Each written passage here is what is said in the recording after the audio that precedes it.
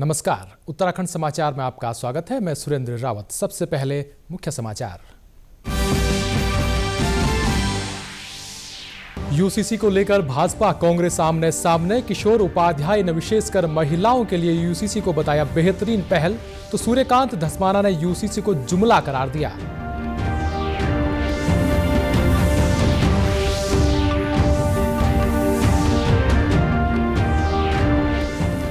प्रदेश भर में शांतिपूर्ण तरीके से संपन्न हुए निकाय चुनावों के बाद मतपेटियों में कैद प्रत्याशियों के भाग्य का फैसला। कड़ी सुरक्षा के बीच स्ट्रांग रूम में मतपेटियां सील। कल सुबह 8 बजे से शुरू होगी मतगणना।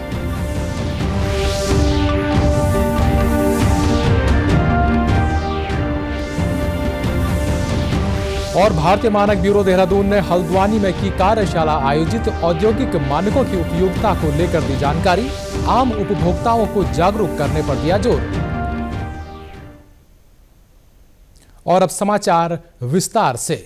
उत्तराखंड में जल्द ही यूसीसी लागू होने के कयास लगाए जा रहे हैं। माना जा रहा है कि आगामी 26 जनवरी को परेड ग्राउंड से उत्तराखंड के मुख्यमंत्री पुष्कर सिंह धामी यूसीसी लागू करने का ऐलान कर सकते हैं। वहीं यूसीसी को लेकर आज भाजपा प्रदेश कार्यालय में पार्टी के वरिष्ठ नेता और टिहरी से विधायक किशोर उपाध्याय ने प्रेस वार्ता की। मीडिया से बात करते हुए किशोर उपाध्याय ने कहा कि यूसीसी में खासकर महिलाओं का विशेष ध्यान रखा गया है और सभी के लिए यूसीसी एक अच्छी पहल है। उन्होंने कहा कि इसमें विवाह के रजिस्ट्रेशन की अनिवार्यता है। इसके साथ ही उत्तराधिकार और लिव इन रिलेशनशिप के लिए भी कानून है। नहीं, यूसीसी का मुख्य उद्देश्य हमारा ये है कि समाज में विशेषकर जो महिलाएं हैं उनको समान रूप से जो है वो अधिकार मिल सके। वो सारी बातें मैंने आपके सामने रख ली हैं और ये बहुत जल्दी यहाँ प्रदेश में लागू होने जा रहा है और अन्य प्रदेश भी उसमें जो है हमारे प्रदेश का अनुकरण कर रहे हैं। तो जिससे विशेषकर जो हमारी महिलाएं हैं जिनकी वजह से ये राज्य बना है, जिन्होंने बड़ी महत्वपूर्ण भूमिका निभाई, उनका जीवन खुशहाल हो सके, ये राज्य की ये मंशा है, सरकार की ये मंशा है। वहीं दूसरी ओर प्रदेश कांग्रेस उपाध्यक्ष सूर्यकांत धस्माना ने यूसीसी को मात्र जुमला बताते हुए कहा कि यह प्रदेश और प्रदेशवासियों के लिए एक छलावा है, इसके अलावा कुछ भी नहीं।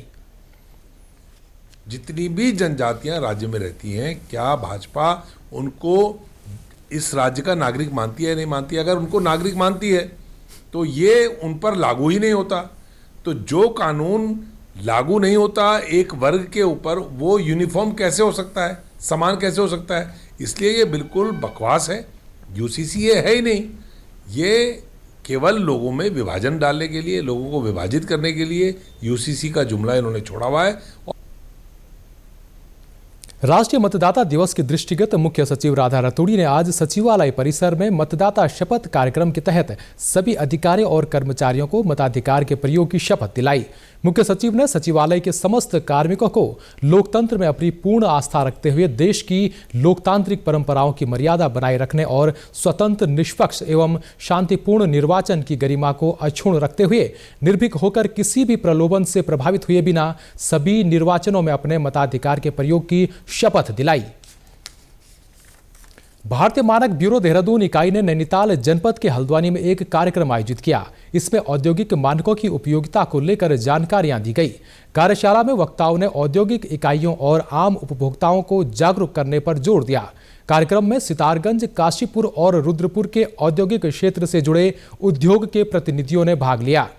वहीं भारतीय मानक ब्यूरो के निदेशक सौरभ तिवारी ने कहा कि बीआईएस औद्योगिक इकाइयों के लिए अनिवार्य दिशा निर्देश प्रदान करता है, जिससे उत्पादों की गुणवत्ता और सुरक्षा सुनिश्चित होती है।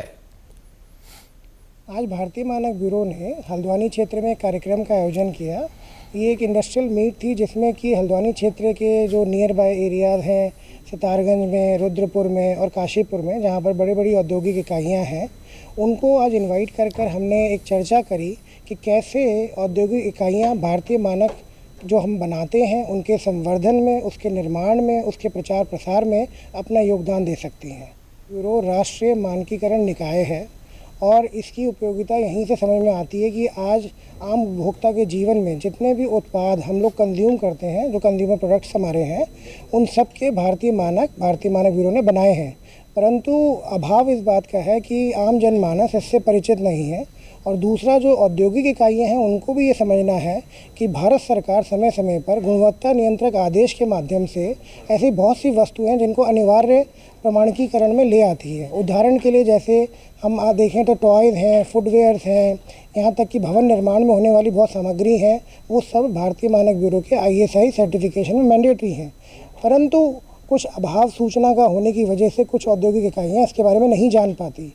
तो हम एक जन चेतना जो प्रचार प्रसार कर रहे हैं कि आम उपभोक्ता भी जाने, औद्योगिक इकाइयाँ भी जाने कि जहाँ पर भी भारतीय मानक ब्यूरो निहित है उससे संबंधित वो अपने कार्यप्रणाली में सुदृढ़ करें और मानकीकरण में हमारे को अपना योगदान भी दें। वहीं कार्यक्रम में औद्योगिक इकाइयों के प्रतिनिधियों ने कार्यक्रम को बहुत उपयोगी बताया। उन्होंने कहा कि सभी को BIS के मानकों का पालन कर उपभोक्ताओं के जीवन को बेहतर बनाना चाहिए।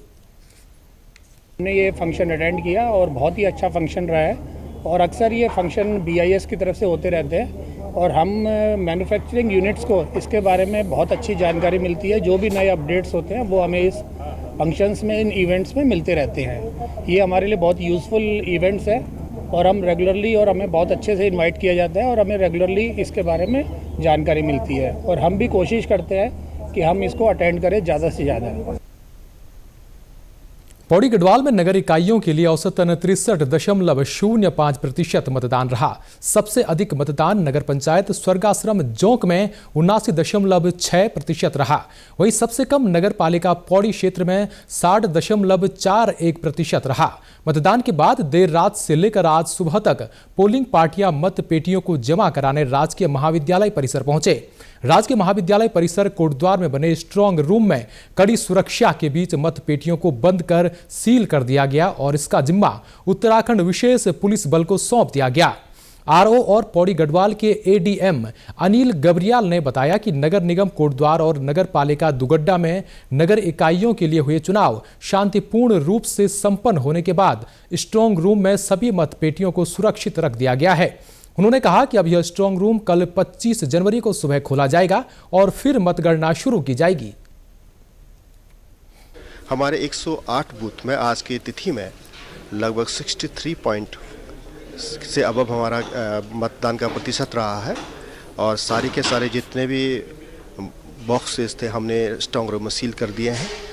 इस सील करने के दौरान हमारे भाजपा और कांग्रेस के सारे प्रत्याशी के उनके एजेंट वगैरह यहाँ उपस्थित थे। ये जो हमारे पुलिस की गार्ड है ये उनको सौंपी गई है और ये 25 तारीख को प्रातः हम लोग इसको खोलेंगे काउंटिंग से लगभग 15 मिनट पहले। उसके पश्चात काउंटिंग शुरू होगी क्योंकि 5 बजे के बाद कई ऐसे बूथ थे जहाँ पर काफ़ी लंबी लाइनें थीं, जहाँ पर लोग काफ़ी इच्छुक थे वोट देने के लिए। तो वहाँ पर हमारा 3-3, 4-4 घंटे 5 बजे के बाद भी इतना लंबा समय वहाँ पर रहा, लोगों ने वोट दिया और जिस कारण से मतदान का प्रतिशत काफ़ी बड़ा है। सभी जगह बिल्कुल शांतिपूर्ण रहा और हर तरफ से सभी के द्वारा सहयोग किया गया और इस तरह से हम लोग का ये काफ़ी अच्छा रहा।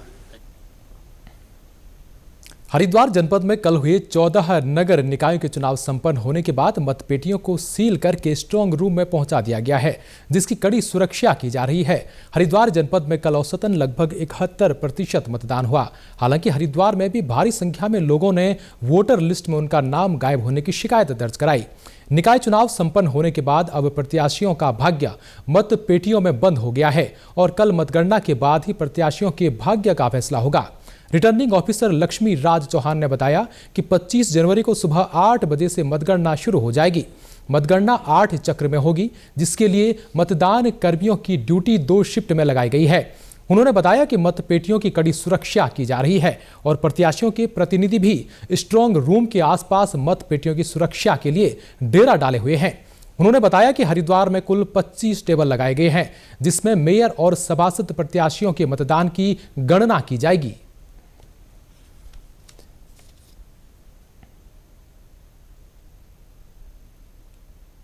इसी के साथ अभी तक के समाचार समाप्त हुए। दूरदर्शन समाचारों से जुड़े रहें। मिलते हैं फिर शाम 6:30 बजे के बुलेटिन में। नमस्कार।